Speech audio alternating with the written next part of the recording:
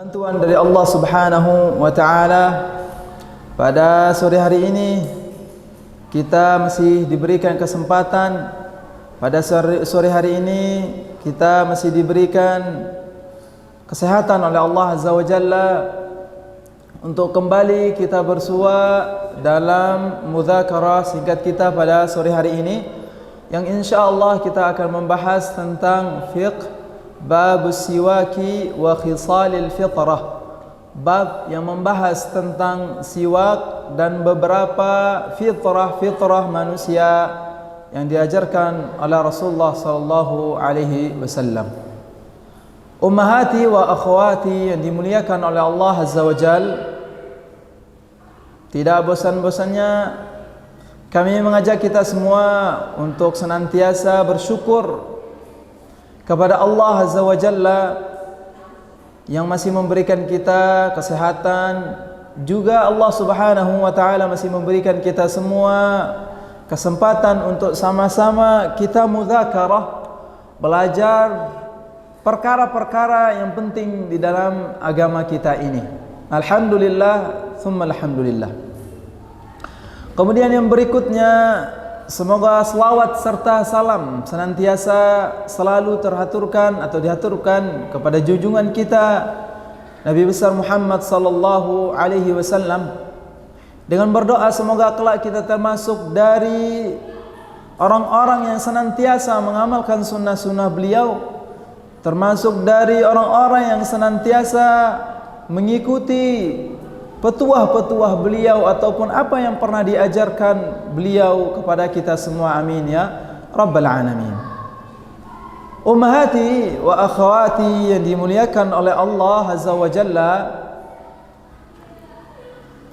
melanjutkan kajian kita tentang fikih, masih bersama kita At-Tawthiq li Bidayatil Mutafaqih, kitab At-Tawthiq li Bidayati Al-Mutafaqih, dengan matannya Bidayah Al-Mutafaqih, yang ditulis oleh Syekh Wahid Abdul Salam Bali hafizahullah, dan beberapa penjelasan tentang matan tersebut, At-Tawthiq li Bidayati Al-Mutafaqih, yang ditulis oleh Syekh Dr. Khalid Al-Juhani hafizahullah. Baik, kita akan memulai. Qala al-musannifu hafizahullah, bab siwaki wa khisalil fitrah, bab yang akan membahas tentang siwak. Ya, siwak adalah ismun li'ud alladhi yutasawwaku bih. Siwak itu adalah sebuah nama dari kayu. Nah, kayunya itu namanya adalah kayu arok. Ya.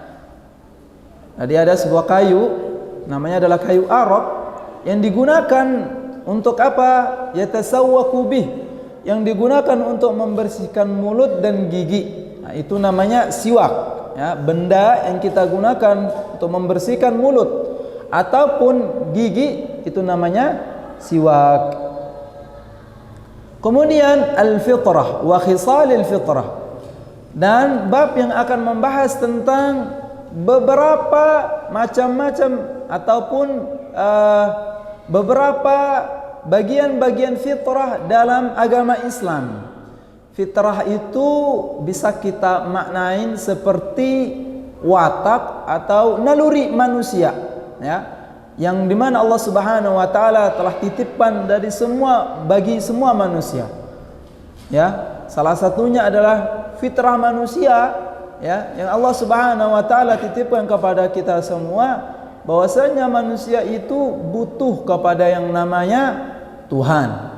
Ya, bahkan orang-orang yang tidak bertuhan, ketika dihimpit atau kepepet, ya, dalam suatu ketika atau suatu musibah, mereka pun mengatakan apa? Oh my God, gitu. Ya, wahai Tuhanku, kenapa gitu? Padahal mereka mulhid, ateis dan tidak bertuhan, tapi ujung-ujungnya pun mereka mengatakan ya Rabb, oh my God, gitu. Kalau bahasa orang kerennya, gitu. Ya. Nah, itu salah satu fitrah juga. Nah, Insyaallah nanti kita akan melihat fitrah-fitrah tersebut apa saja. Wa fihi dhabitan. Qala al-musannif, di sini pembahasan kita pada sore hari ini yang berkaitan dengan siwak dan beberapa perkara-perkara atau bagian-bagian fitrah yang akan kita bahas pada sore ini, kita akan membahas dua hal. Ya, ada dua poin yang akan kita bahas pada sore hari ini. Fihi dhabitan. Ad-dhabit al-awwal. Adapun poin yang pertama atau pembahasan yang pertama adalah awqatu ta'akkudi istihbab siwak sittatun.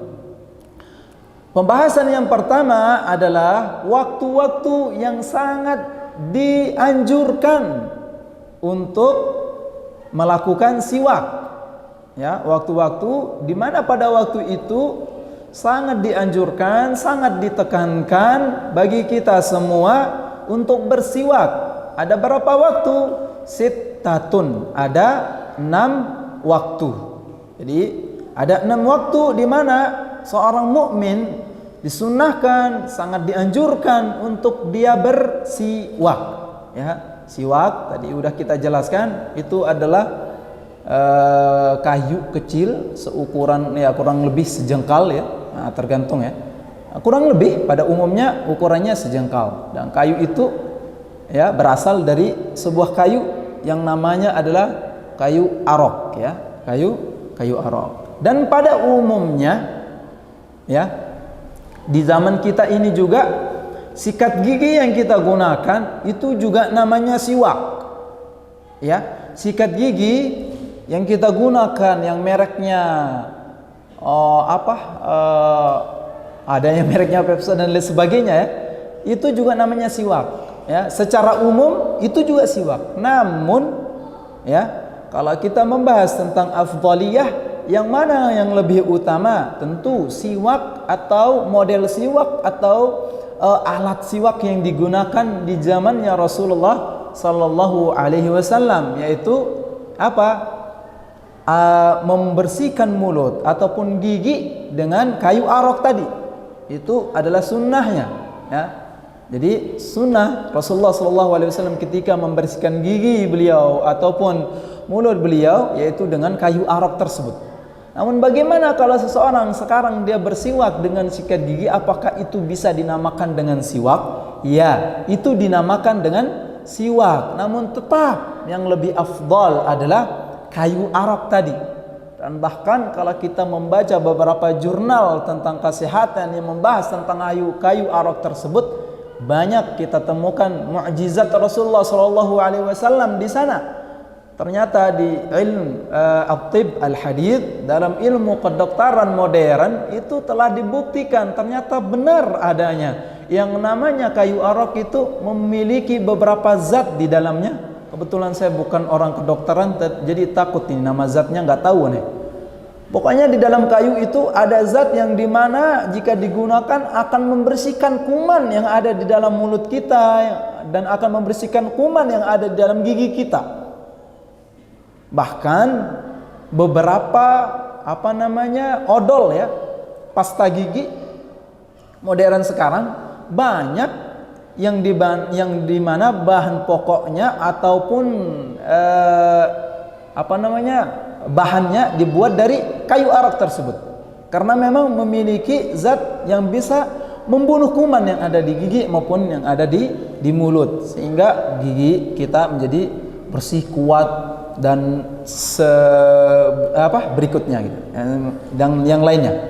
Nah, itu kayu arok. Dan sikat gigi yang kita gunakan sekarang itu juga bisa dikatakan siwak. Namun tetap ya, sebisa mungkin man arada ayatasanna ya bi Rasulillah sallallahu alaihi wasallam falyatasanna, barang siapa yang ingin benar-benar hidup ya mengikuti sunnah Rasulullah sallallahu alaihi wasallam semampunya, maka ya ikutin apa yang bisa kita ikutin. Sebagaimana dulu Ibnu Umar radhiyallahu anhuma, salah satu sahabat yang sangat-sangat harisun bi ittiba'in Nabi sallallahu alaihi wasallam, orang yang paling punya motivasi yang sangat tinggi bagaimana mengikuti sunnah Rasulullah. Bahkan diriwayatkan kalau Ibnu Umar radhiyallahu anhuma itu lewat di suatu tempat, misalnya di Madinah, kemudian Rasulullah sallallahu alaihi wasallam pernah lewat di situ, beliau pun sempatkan diri lewat di situ. Kemudian kalau ada suatu pohon, kemudian di pohon itu Rasulullah duduk, Ibnu Umar ikutin itu, duduk. Saking semangatnya beliau bagaimana mengikuti ya cara hidupnya Rasulullah sallallahu alaihi wasallam. Termasuk ini bisa kita praktekkan di kehidupan kita sekarang, yaitu siwak. Meskipun masih ada atau sudah ada pasta gigi ataupun odol, ya, kalau bisa kita cari siwak. Insyaallah murah, ya. Tidak harus menjual tanah atau menggadaikan sertifikat tanah, ya. Bahkan lebih murah daripada iPhone insyaallah, ya.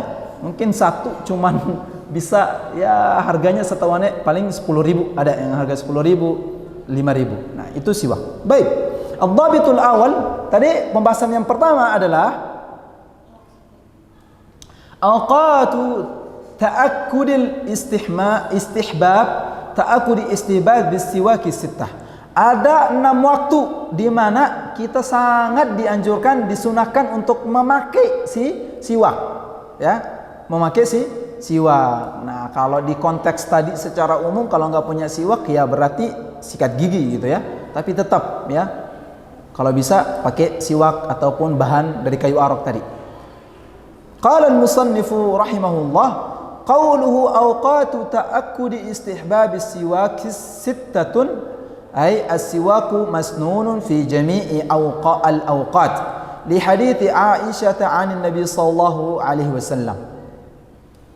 Al-musannif Dr. Khalid Al-Juhani mengatakan bahwasanya ada 6 waktu di mana seorang mukmin sangat dianjurkan untuk menggunakan siwak. Artinya kata beliau siwak itu hukum asalnya yang pertama adalah masnun, disunnahkan, ya. Kemarin kita pernah singgung yang namanya sunnah itu adalah ma yuthabu fa'iluhu wa la yu'aqabu tarikuhu. Apa yang dimana jika kita kerjakan maka bagi kita reward gitu, ya. Ada hadiahnya, ada pahalanya kalau kita kerjakan. Namun kalau kita tinggalkan, ya kita tidak mendapatkan ancaman. Namun ya tetap saja sayang sekali kita meninggalkan sebuah fadilah, sebuah keutamaan di mana di situ adalah sunnah Rasulullah sallallahu alaihi wasallam. Fi jami'il awqat.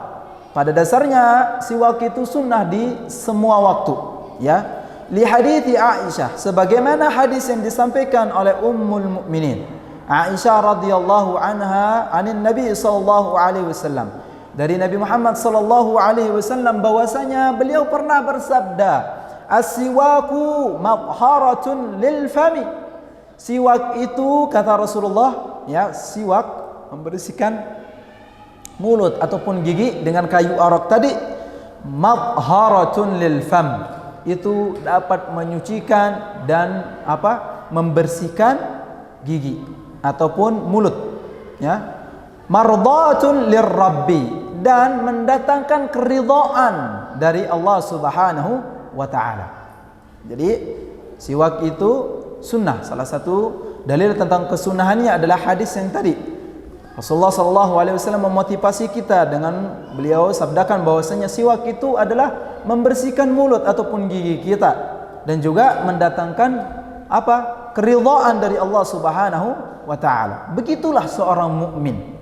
Karena Rasulullah SAW juga jelaskan di dalam hadis yang lain, at-tuhuru syatrul iman. Yang namanya bersuci, kebersihan itu bukan hanya sebatas ketika kita sholat, bukan hanya sebatas ketika junub, bukan sebatas ketika baru selesai nifas ataupun haid, tidak.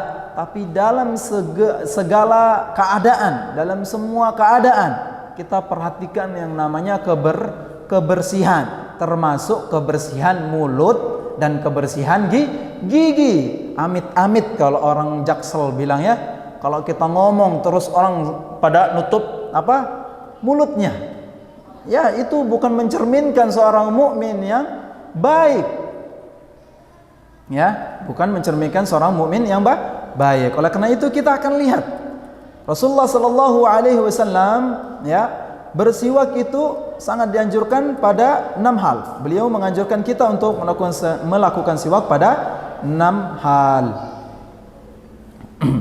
Kemudian qala al-musannif wa yata'akkadu istihbabu fi sittati awqatin dzakarha syekhuna hafizahullah. Ada 6 hal, ada 6 waktu yang disunahkan ketika ingin bersiwak, itu perhatikan 6 waktu tersebut. Yang pertama adalah indal wudu. Waktu yang pertama kita sangat dianjurkan untuk bersiwak, akhwati wa ummahati yang dimuliakan oleh Allah Subhanahu wa taala, adalah pertama ketika wudu. Ya, ketika ingin wudu. Qaulu 'indal wudu li hadiits Abi Hurairah. Adapun ketika wudu kita dianjurkan untuk bersiwak, membersihkan gigi ataupun mulut kita, itu adalah dasarnya dari hadis Rasulullah sallallahu alaihi wasallam. Qal laula an asyqa ala ummati la amartuhum bisiwaki 'inda kulli wudu. Seandainya, kata Rasulullah sallallahu alaihi wasallam, tidak memberatkan terhadap umatku, pasti aku akan perintahkan mereka.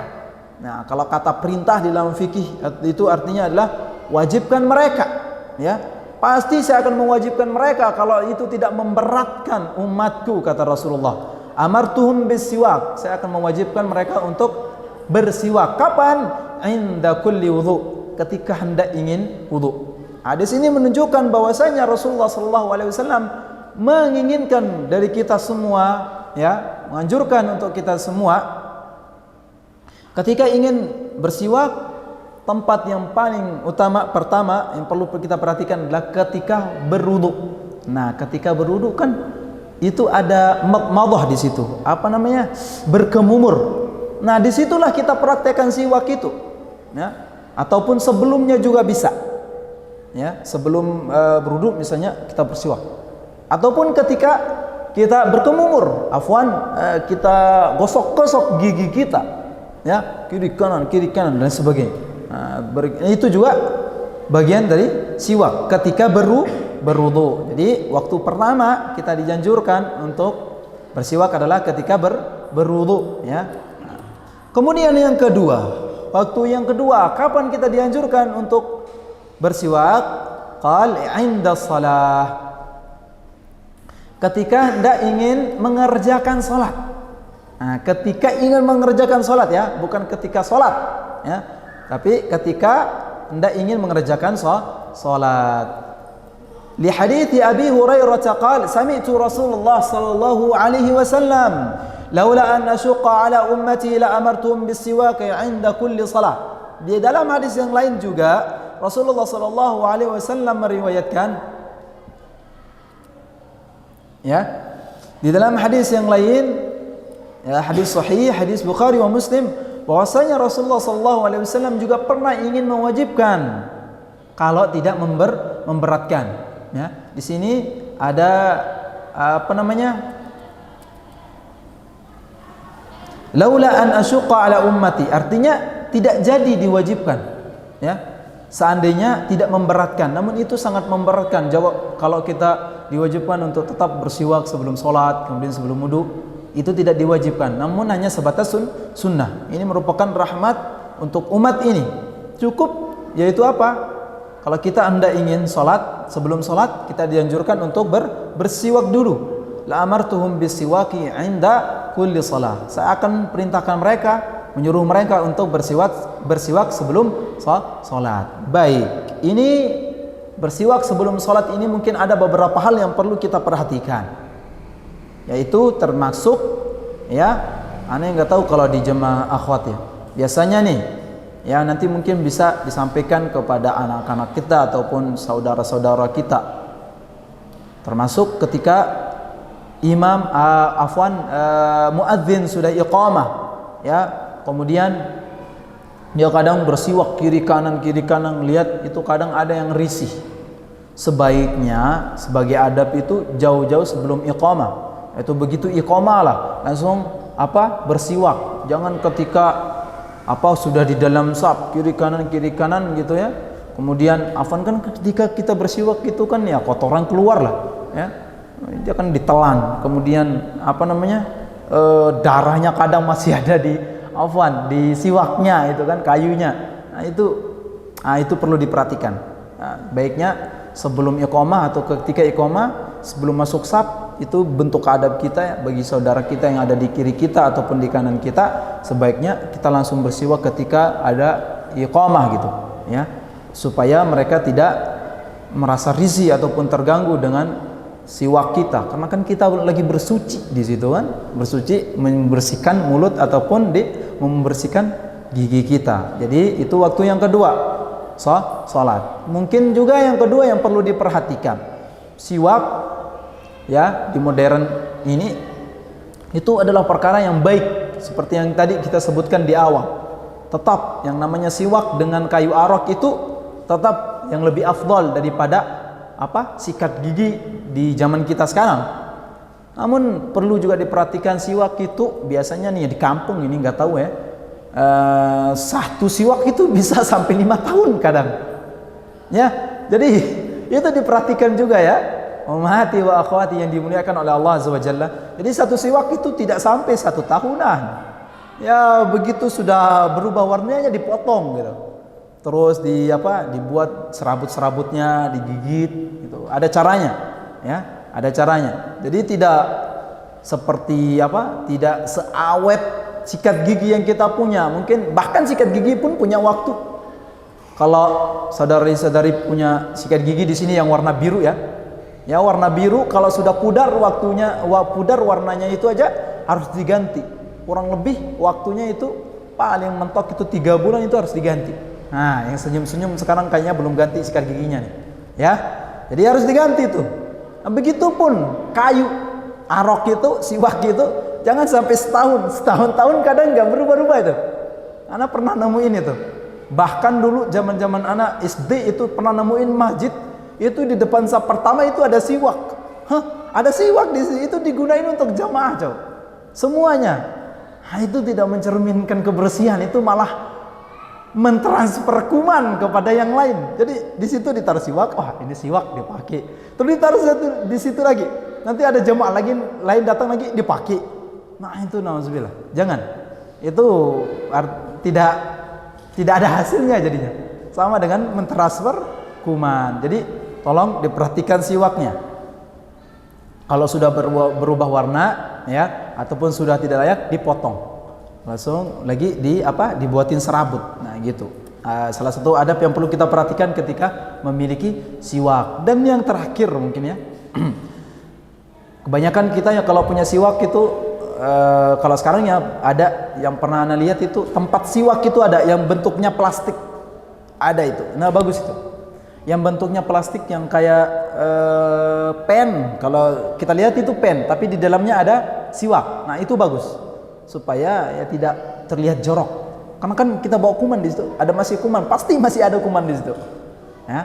Nah, dan juga kalau sudah selesai kita bersihkan, atau minimal plastik atau bungkus dari siwak itu jangan dibuang, pakai untuk menyimpan siwak tersebut supaya tidak tersentuh ataupun terkena dengan pakaian kita, dan tidak terkontaminasi dengan makanan atau apapun nanti kalau kita naruh gitu, kurang lebih.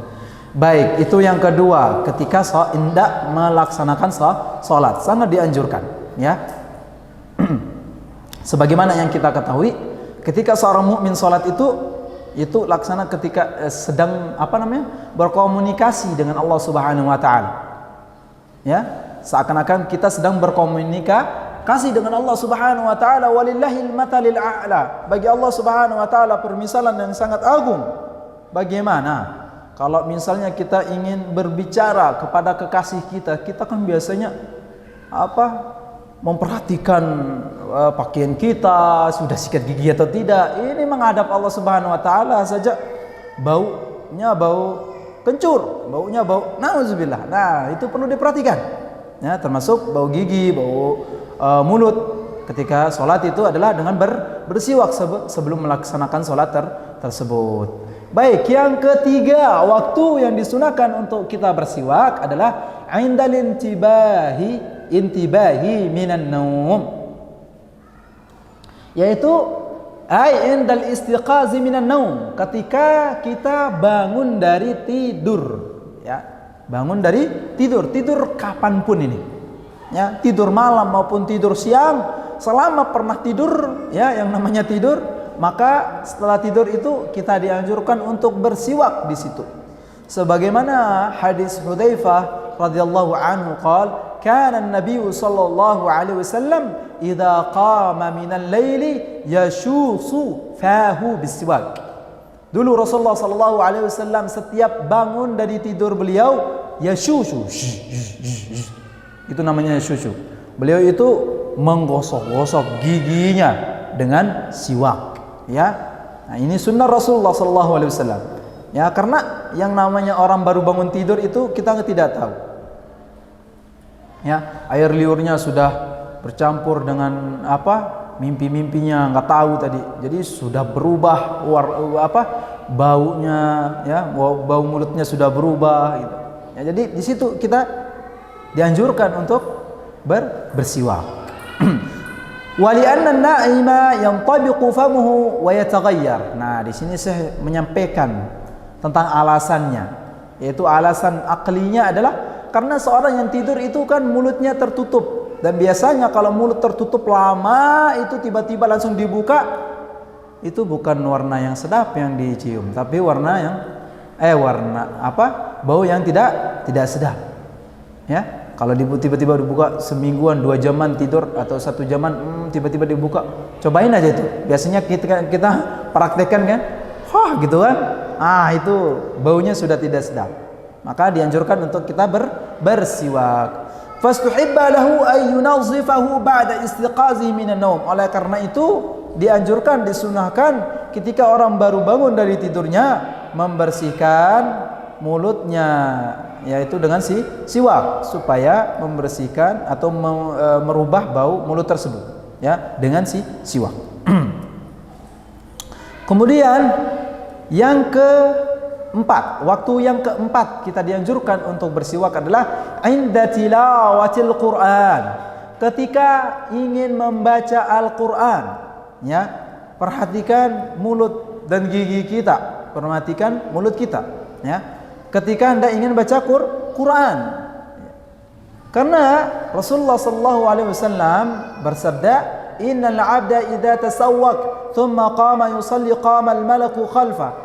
Karena jika seorang hamba itu, ya, qama yusalli, berdiri untuk salat, mengerjakan salat, malaikat akan berdiri di belakangnya. Fatasamma'a liqira'atihi, dan dia juga akan mendengar bacaan kita. Yang namanya salat kan kita baca Quran juga, ya, yaitu surat Al-Fatihah. Seminimalnya, paling minimalnya kita membaca surat Al-Fatihah, dan Al-Fatihah itu adalah ayat Al-Quran. Fayadnu minhu aw kalimatan nahwaha hatta yad'a fahu ala fi. Bahkan ketika kita salat itu malaikat itu akan mendekat kepada kita, ya, ingin mendengarkan bacaan ayat-ayat Al-Quran yang kita baca ketika dalam salat. Hatta yad'a fahu ala fihi. Bahkan di sini, di hadis ini dijelaskan bahwasanya malaikat itu menempelkan mulut-mulutnya kepada mulut kita, di mulut kita, ya, depan kita langsung. Itu mulut-mulut malah malaikat, ya. Jangan dibayangkan malaikat mungkin gede, Allahu a'lam di sini, ya. Ala kulli hal, malaikat ketika kita salat itu, ya, menempelkan mulut-mulutnya, mendekatkan mulut-mulutnya ke mulut kita, ingin mendengar bacaan tilawah Al-Quran kita. Fama yakhruju fihi syai'un minal Quran, apa yang keluar atau apa yang kita baca dari ayat-ayat Al-Quran, illa sara fihi jawfil malaki fadhaharu afwahakum lil Quran. Oleh karena itu, karena malaikat akan mendengar bacaan Al-Quran kita, dan malaikat akan mendekat kepada kita, bahkan mulutnya itu akan didekatkan kepada mulut kita, masa enggak malu sama malaikat gitu. Kata Rasulullah, fadhahiru, maka bersihkanlah afwahakum lil Quran, maka bersihkan mulut kalian karena kalian akan membaca Al-Quran. Nah, itu, ya. Jadi ini hadis tentang anjuran kita sebagai orang mukmin memperhatikan kebersihan mulut kita ketika hendak membaca Al-Quran, termasuk ketika membaca Al-Quran di dalam salat. Di dalam salat tadi sudah kita jelaskan. Ketika hendak salat juga kita dianjurkan untuk siwak, termasuk ketika ingin tilawatil Quran, ingin membaca Al-Quran, ya, juga kita dianjurkan untuk bersiwak, Ya. Karena sabda Rasulullah, "Fatahiru afwahakum lil Qur'an."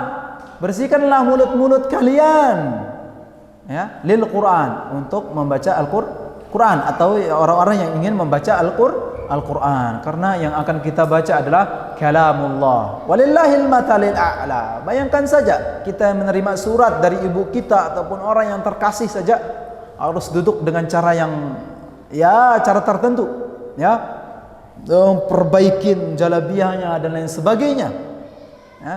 Bagaimana kalau kita membaca ayat-ayat Allah Subhanahu wa taala namun nauzubillah yang keluar adalah bau-bau yang tidak sedap. Nah, itu perlu kita perhatikan sebagai bentuk apa? Ta'zim kita li syiar ataupun ayat Allah Subhanahu wa taala. Karena Allah Subhanahu wa taala berfirman, "Wa man yu'azzim sya'airallah fa innaha min taqwal qulub." Barang siapa yang menta'zimi syiar-syiar Allah, memuliakan syiar-syiar Allah. Syiar Allah di sini seperti Al-Qur'an, seperti Baitullah, Masjid Allah dan lain sebagainya, itu adalah ciri tanda seorang itu memiliki hati yang bertakwa kepada Allah. Ya. Jadi termasuk adab kita kepada Al-Qur'an itu mulut kita diperhatikan, afwan. Ataupun bau mulut kita jangan sampai bau ya, baru kita membaca Al-Qur'an. Kita bersihkan dulu mulut kita baru membaca Al-Qur'an.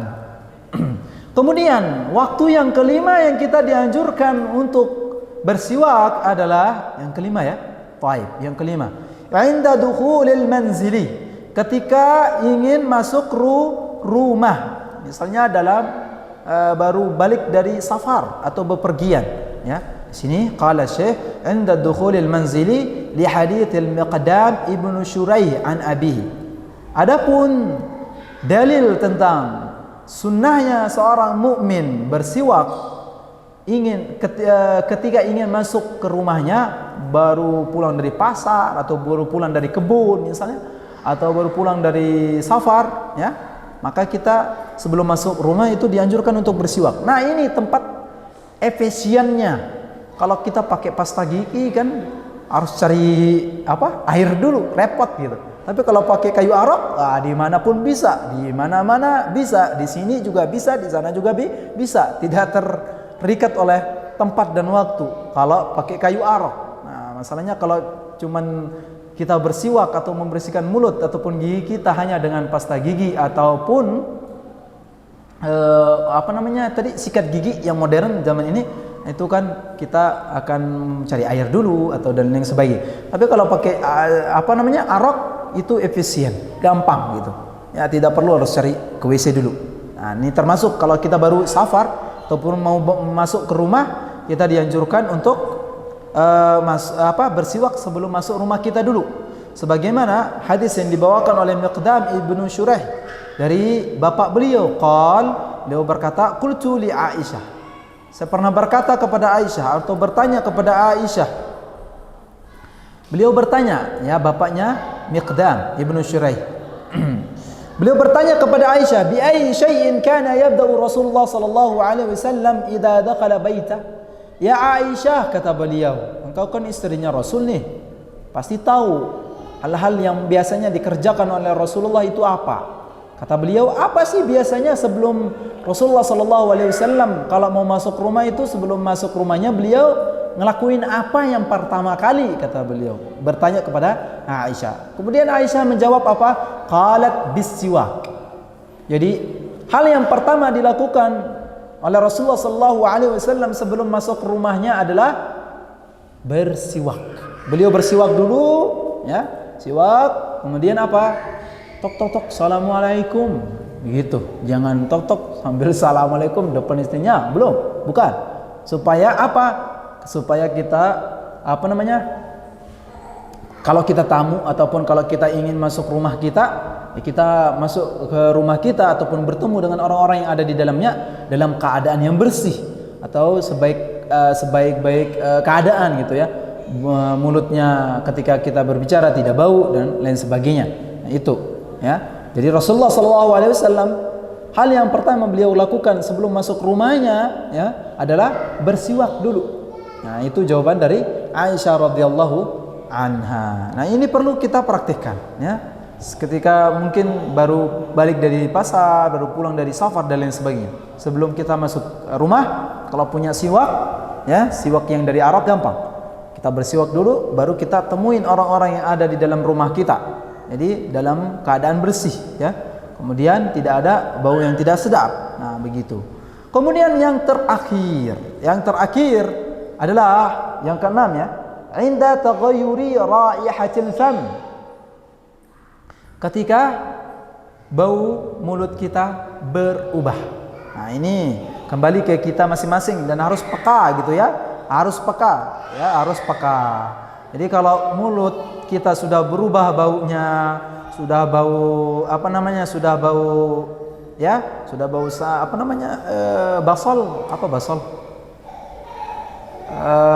basal ya Rabbi, Allahumma salli ala sayyidina Muhammad. Naam. Apa bahasa Indonesianya basal? Bawang, astagfirullahaladzim. Bawang.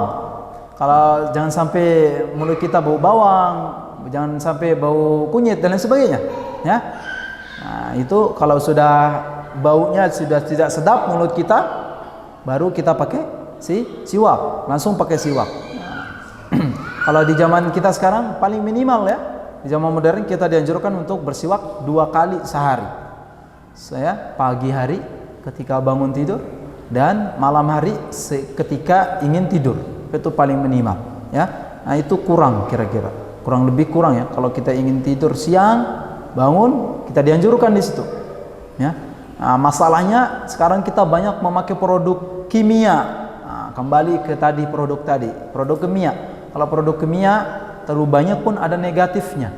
Kalau arok itu berapapun kali kita pakai, mau 100 kali, tidak setiap detik pun nggak ada efek sampingnya. Kalau kimia kan ada zat di dalam pasta gigi itu, nggak tahu namanya ya, kadang bisa membuat keropos gitu ya di pasta gigi yang sekarang. Nah, mungkin itu sebabnya kita dianjurkan 2 kali ya.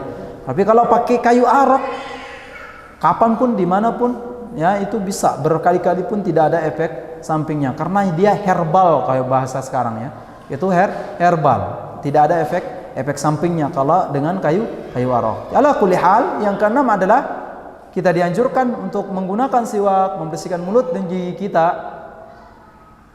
yaitu ketika mendapatkan bau yang tidak sedap atau bau mulut kita sudah berubah, segera memakai siwak. Itu 6 hal yang disunahkan kapan kita dianjurkan, ataupun waktu-waktu di mana kita dianjurkan untuk menggunakan siwak. Baik, yang berikutnya.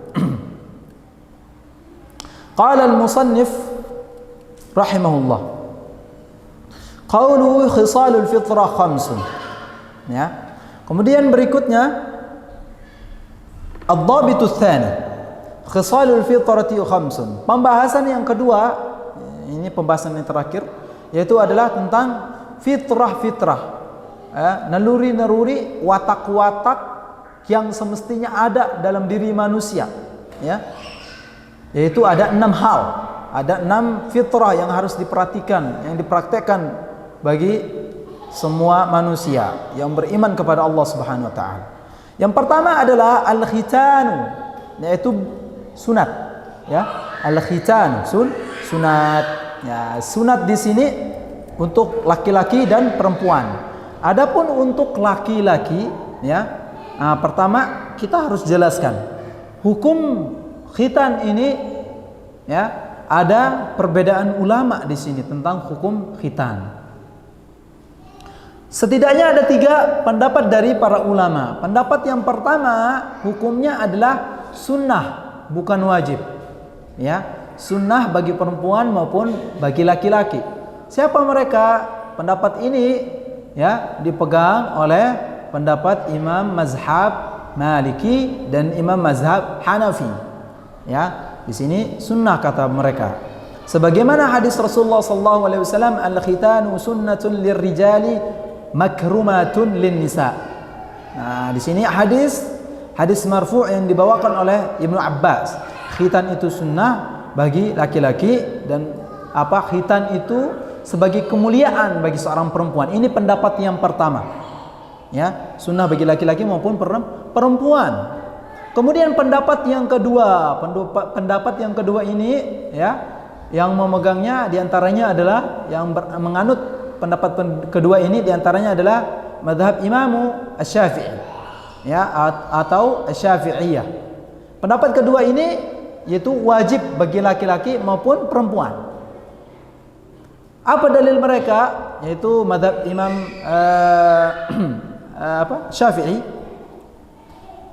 ya, itu dalilnya adalah keumuman ayat yang ada di dalam Al-Quran. Qala Allah Ta'ala, thumma awhayna ilaika an tabi' millata Ibrahim hanifa.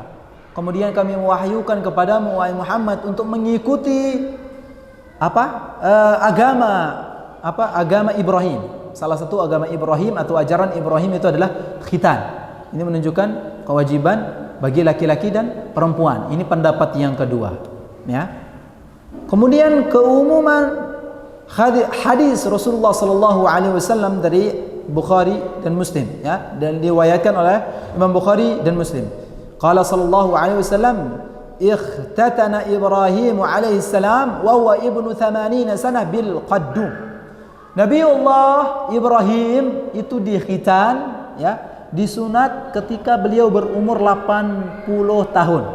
Jangan kaget, ya, ini riwayatnya sahih, ya, 80 tahun, ya, bil qaddum. Seram lagi nih, bil qaddum dengan, ya, dengan sikin, pisau, bukan laser zaman sekarang. Ini dulu, ya, nggak ada itu, ya, nggak ada laser zaman dulu, ya. Ya namanya zaman dulu, biasalah. Dulu aja sikat gigi pakai kabut yang ada di kelapa gitu. Nah, ini zaman dulu, ya.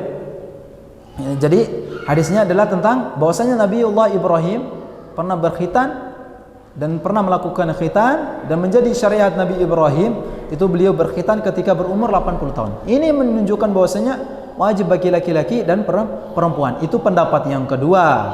Pendapat yang ketiga adalah wajib bagi laki-laki dan merupakan kemuliaan bagi perempuan. Artinya tidak bukan sunnah, tapi sebuah kemuliaan. Tapi kalau dilakukan hal yang baik, ya. Itu adalah pendapat salah satu imam, Ibnu Qudamah, ya. Beliau menukilkan hal tersebut dalam kitab beliau Al-Mughni. Ya, beliau mengatakan bahwasanya khitan bagi laki-laki itu hukumnya wajib, sedangkan bagi wajib bagi laki-laki dan bagi perempuan hanya sebatas kemuliaan. Nah, ini kalau melakukan juga sesuatu yang baik, namun kalau tidak juga tidak mengapa-ngapa. Nah, itu pendapat yang ketiga. Adapun pendapat jumhur, ya, yang mu'tamad, ya, wallahu taala a'lam bishawab, itu adalah wajib bagi laki-laki. Wajib bagi laki-laki dan sunnah bagi perempuan. Nah, ini khitan, ya. Khitan. Kenapa wajib bagi laki-laki? Wajib bagi laki-laki di sini banyak faktor. Baik dari faktor kesehatan itu sangat bagus, baik dari sisi kebersihan. Kalau enggak di khitan, nauzubillah, kan, itu akan menumpuk di situ, di selaputnya itu akan menumpuk kotoran kalau tidak di khitan. Ya, itu dari segi kesehatan ataupun kebersihan untuk laki-laki. Sedangkan untuk perempuan itu, ya, di sini kalau Syekh di sini, ya, berpendapat sunnah. Bahkan beliau mengatakan takhtalifu fi haqqil mar'ati qat'u ba'd wa huwa wajibun fi haqqir rijal li'annahu afwan. Kalau beliau di sini fa minan nisa'i man tahtaju ilaihi wa minhunna man la tahtaju ilaihi. Bahkan beliau menjelaskan di sini, ya, beliau mengatakan sunnah bagi perempuan. Kalau laki-laki tetap wajib, ya. Sebagaimana tadi hadis-hadis yang baik yang secara umum, baik yang secara khusus, bahwasanya khitan bagi laki-laki mengikuti millati abina Ibrahim, mengikuti syariat Nabi Ibrahim, ya. Nabi Ibrahim sudah gede, sudah berumur, tetap beliau berkhitan. Dan itu disyariatkan bagi kita juga laki-laki untuk berkhitan. Sedangkan untuk perempuan, kata beliau di sini adalah sunnah. Bahkan kata beliau, faminan nisa'i man tahtaju ilaihi wa minhunna man la tahtaju ilaihi. Bahkan ada beberapa perempuan juga yang tidak cocok atau tidak baik untuk dikhitan. Bagaimana kita tahu? Itu kembali ke kedokteran. Ya, kembali ke kedokteran. Ya, kalau dokter itu muslimah, terpercaya, thiqah kalau bahasa hadisnya, baik gitu kan, tidak berbuat bohong, muslimah lah ya. Kemudian dia menyarankan untuk anak perempuan ini jangan dikhitan. Nanti kalau dikhitan dia akan lemah, dia akan kehilangan darah dan sebagainya. Itu nggak tahu ya bahasanya kayak gimana di kedokteran. Maka ikutin perkataan dokter tersebut. Karena kenapa? La dharara wa la dirar. Kaidah umum. Jangan sampai ada kemudaratan ataupun jangan sampai mendatangkan mudaratan. Tidak boleh ada kemudaratan. Ala kulli hal. Nah, itu kalau Syekh di sini di kita. Ya, bagaimana? Ya, bagaimana nih misalnya? Nah, mungkin nanti akan ada yang bertanya. Saya jawab aja sekarang. Bagaimana kalau ada seorang muslimah yang sudah besar, misalnya gede, belum dia khitan? Apakah harus mau ngamalkan sunnah, kemudian mau dia khitan? Apakah dia harus berkhitan? Nah, kembali ke dokter. Kalau dia khitan umurnya 40 misalnya, muslimah saudari itu mau dia khitan, baru masuk Islam misalnya, mu'alaf kalau bahasa kita misalnya. Apakah dia harus dia khitan? Tidak mesti. Ataupun kalau ini tergantung keadaannya. Takutnya nanti kalau sudah besar kan dia khitan mendatangkan mudarat. Nah, kembali ke dokter. Kalau dokter menyarankan untuk tidak dikhitan, maka ikutin perkataan dokter tersebut. Karena hukum asal kalau kita mengikuti jumhur tadi, khitan bagi perempuan itu sunnah. Dan sebaiknya kalau orang yang ingin mengamalkan sunnah khitan bagi perempuan itu, hendaknya dia khitan ketika bayi kecil. Dan kata Rasulullah SAW, wasiat bagi orang-orang yang sering mengkhitan perempuan ataupun dokter-dokter ini. Kata Rasulullah, kalau mengkhitan perempuan, la tunihiki fa inna dzalika ahzalil mar'ah. Jangan terlalu banyak yang dipotong. Karena khitan untuk perempuan itu kan memotong selaput klitoris ya namanya kalau kurang lebih. Ya, yang menonjol itu harus dipotong. Nah, jangan terlalu banyak. Tapi ambillah sedikit saja seadanya. Itu ada ukurannya, mereka tahu insyaallah. Kenapa? Fa inna dzalika ahzalil mar'ah. Karena hal tersebut akan membuat wajah seorang perempuan itu berseri-seri. Kemudian wa ahabbu ilal ba'li, dan itu akan menyenangkan suaminya nanti. Jangan dipangkas semuanya. Nah, begitu. Ya, itu wasiat Rasulullah, ajaran Rasulullah SAW bagi orang yang ingin mengkhitan perempuan. Kemudian berikutnya, subhanallah. Ternyata kita sudah lewat nih. Fitrah yang kedua adalah al-istihdad. Istihdad itu adalah membersihkan bulu-bulu kemaluan. Kita singkat saja ya. Membersihkan bulu-bulu kemaluan. Nah, itu dibersihkan. Nah, kemudian yang ketiga, fitrah yang ketiga adalah natful ibti. Membersihkan bulu ketiak. Ketiak ya. Itu harus dibersihkan. Itu bagian dari fitrah. Naluri manusia tidak senang kalau panjang ya, bukan kayak apa namanya? Samson. Jangan dibiarkan, dibersihkan ya. Ke bulu ketiak dibersihkan. Itu bagian dari fitrah manusia, harus dibersihkan. Kemudian yang keempat, fitrah yang berikutnya adalah qassus syarib. Yaitu memotong ataupun memendekkan kumis. Nah, di sini bahasanya adalah memendekkan, qas syarib. Memendekkan kumis itu sunnah. Kalau jenggot mah dibiarkan. Bahkan kalau di India itu kalau mau tahu orang Singh namanya kalau nggak salah, agama Singh namanya di India. Kalau ingin membedakan orang Singh sama orang Muslim di India itu dari jenggot sama kumisnya. Kalau dia punya kumis dan jenggot itu bukan orang Muslim, tapi Singh. Tapi kalau dia punya jenggot kemudian dia tidak punya kumis, itu orang Muslim. Kalau ke India, itu saya tahu dari teman saya, ya itu dan kita bisa lihat juga ya di banyak tontonan gitu. Kan banyak itu yang Singh ataupun mirip kayak Hindu, bukan Hindu tapi mereka punya jenggot juga, mereka punya kumis juga, itu bukan Muslim. Tapi kalau Muslim dicukur kumisnya, jenggot baru dibiarkan. Jangan kebalik, jenggot dibiarkan, kumisnya sampai diputar-putar. Nah, kebalik. Tapi jenggot dibiarkan, kemudian kumis dipotong ataupun dipendekkan. Itu yang fitrah yang keempat. Kemudian fitrah yang terakhir, yang kelima, taqlimul azfar atau al-azafir. Memotong kuku. Nah, memotong kuku itu bagian dari fitrah ya yang diajarkan di dalam Islam. Adapun tentang memotong kuku, ya mungkin nanti akan ada yang bertanya, saya jawab. Apakah disunahkan memotong kuku setiap hari Jumat? Ya.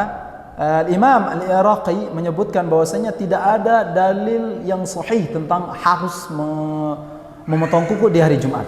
Yang banyak itu adalah hadis-hadis dhaif dan hadis-hadis yang tidak sah sebagai dalil. Bahkan Imam Nawawi di dalam Fathul Bari menjelaskan, ya, hadis yang paling sahih tentang waktu kita memotong kuku itu adalah hadis Anas ibnu Malik radhiyallahu anhu. Waqatalana Rasulullah sallallahu alaihi wasallam ya fi taqlimul azfar atau al-azafir alla natrukaha 40 yawman atau kama qala alaihi salatu wasallam. Bahwasanya kata Anas ibnu Malik, Rasulullah sallallahu alaihi wasallam membataskan waktu untuk kami ya dalam Sahih Bukhari wa Muslim itu jangan sampai kita membiarkan kuku-kuku kita di atas atau lebih dari 40 hari. Paling banter, paling minimal, jangan malas banget sampai 40 kali. 40 hari. Tapi akan lebih baik kalau kita lakukan itu setiap minggu, ya. Karena termasuk misalnya di hari Jumat, ya. Di hari Jumat kan kita disunahkan untuk bersuci, bersih-bersih, terutama bagi laki-laki karena akan ke masjid. Nah, tidak apa-apa. Dia di situ membersihkan semua bulu-bulu yang tadi kita sebut, ya, istihdad, membersihkan bulu kemaluan, kemudian mencabut bulu ketiak, kemudian memotong kuku dan lain sebagainya. Itu tidak mengapa. Namun dalil khusus tentang harus di hari Jumat itu tidak ada yang sahih. Wallahu taala a'lam bishawab. Itu yang berkaitan dengan pembahasan kita tentang siwak dan beberapa macam-macam fitrah yang diajarkan di dalam Islam. Wallahu taala a'la wa a'lam bis-shawab. Kalau ada pertanyaan kita persilahkan. Ini di situ ada mic ya.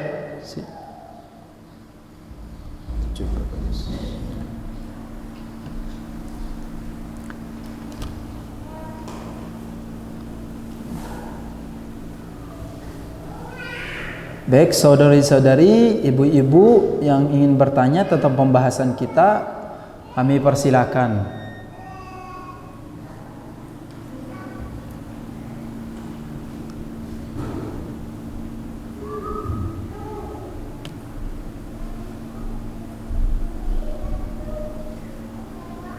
Tidak ada? Kalau tidak ada berarti pembahasan kita jelas ya. Atau nanti kalau belum ada yang ingin ditanyakan mungkin di pertemuan berikutnya. Baik, ini yang dapat kami bacakan yang kita bisa mudzakarah pada sore hari ini yang berkaitan dengan pembahasan fikih tentang siwak dan beberapa fitrah di dalam Islam pada sore hari ini. Semoga kita bisa mempraktekannya dan menjadi ilmu dan juga sebagai pemberat timbangan kita kelak di akhirat. Amin ya rabbal alamin. Baik, kita tutup dengan sama-sama membaca doa kafaratul majlis. Subhanakallahumma bihamdika asyhadu an la ilaha illa anta astaghfiruka wa atubu ilaika. Jazakumullahu khaira wa sallallahu ala Rasulillah. Thumma assalamu alaikum warahmatullahi wabarakatuh. Al Yusra TV, menuntun umat dengan ilmu.